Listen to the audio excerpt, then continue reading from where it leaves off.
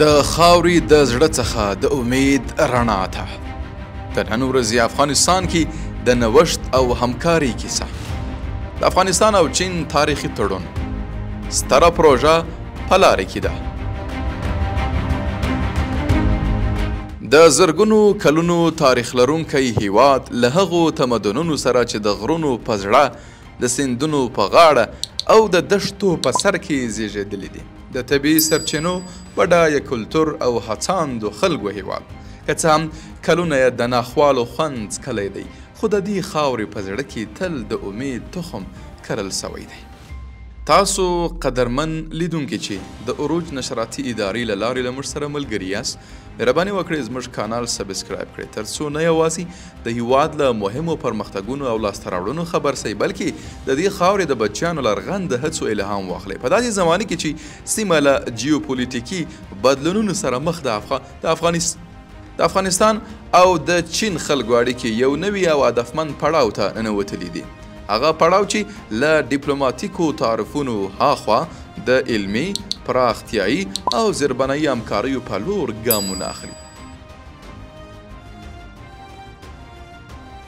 د افغانستان په اړوندو ادارو او چینایي پانګوالو شرکتونو ترمنځ نوي تفاهم لیکونه د هیواد د کلیدي زیربناو د پیاوړتیا لپاره د ګډې ارادې روښانه نښه ده د هغې نوي هوکړې په ګډون چې په کاپیسا ولایت کې د برېښنا بند د امکان سنجي مطالعاتو ترسره کولو په موخه سوې ده هغه پروژه چې په راتلونکو کلونو کې د هیواد د اقتصادي او صنعتي ودې یو له محرکینو څخه کیدای شي د دې همکاریو په زړه کې چین او افغانستان هڅه کوي چې د اقتصادي او تخنیکي اړیکو نوې بڼه رامنځته کړي هغه بڼه چې د دوه اړخیزو ګټو حاکمیت درناوي او پرمختګ ته د ژمنتیا پر بنسټ ولاړه ده د دې ویاړونو په منځ کې د عروج څېړنیزې او نشراتي ادارې رول یو ځل بیا برجسته کیږي ځکه دا اداره هڅه کوي چې د رښتینو هڅاندو غږ ټولو ته ورسوي